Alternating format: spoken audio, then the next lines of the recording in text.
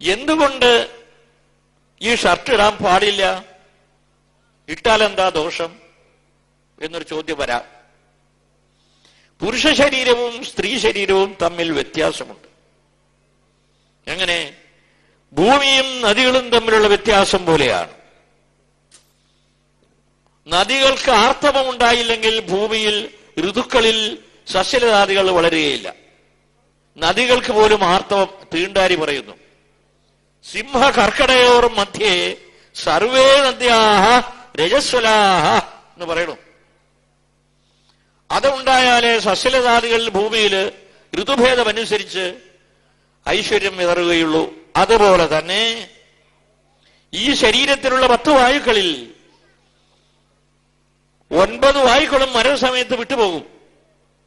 അത് കോട്ടുവായിടുന്ന ഒരു വായുവിന്റെ ശക്തിയാണെങ്കിൽ, തുമ്മുന്നത് വേറൊരു വായുവിന്റെ പ്രവർത്തനമാണെങ്കിൽ, കീശ്വാസം പോകുന്ന വേറൊരു വായുവിന്റെ പ്രവർത്തനമാണെങ്കിൽ, സ്ത്രീ സംയോഗം ചെയ്യുമ്പോൾ ഒരു വായുവിന്റെ പ്രവർത്തനമാണെങ്കിൽ, ഇതൊന്നുമില്ലാത്ത ഒരു വായു സ്ത്രീജനങ്ങൾക്ക് പ്രസവവായു പരിണമിക്കുന്നുണ്ടാവാം.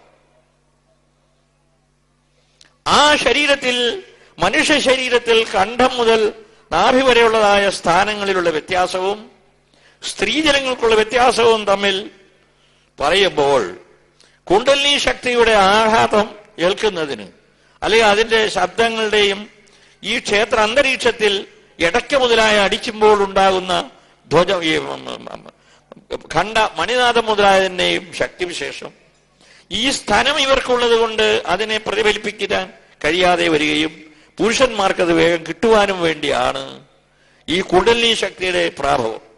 ഇപ്പൊ ഇടയ്ക്കൊക്കെ അടിക്കുന്നത് വാസ്തവത്തിൽ എന്താണ് ഒരു മേളമടിക്കുന്നത് എന്നുള്ളതല്ല. അതിന്റെ ഉള്ളില് ഈശാനശിവഗുരുദേവ പദ്ധതി എന്ന ഗ്രന്ഥത്തിൽ തദ്രസമുച്ചയകാരൻ അത്രയും പറയുന്നില്ലെങ്കിലും തതഞ്ചവിത തഞ്ചൈവ തത്വമസി തത്വമസി മുതലായ വേദമന്ത്രങ്ങളുടെ ധ്വനിയാണ് അകത്തേക്ക് ചൈതന്യം വർദ്ധിക്കുന്നതെന്നർത്ഥം.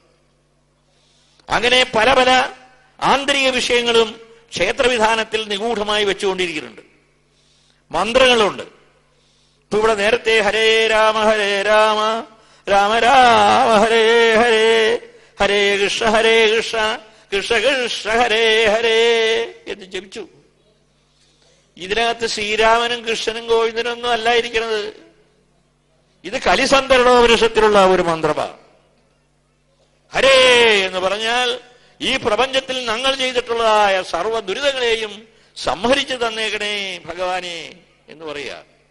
ഹരേ കൃഷ്ണ ആകർഷണേ എന്നുള്ള ധാതുവാണ്. ഞങ്ങളെ അങ്ങയിലേക്ക് ആകർഷിച്ചാലും. ഹരേ രാമ,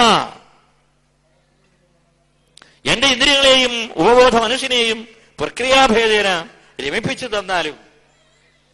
ഇതാണ് അതിന് നിഗൂഢ രഹസ്യമായ മന്ത്രാർത്ഥം.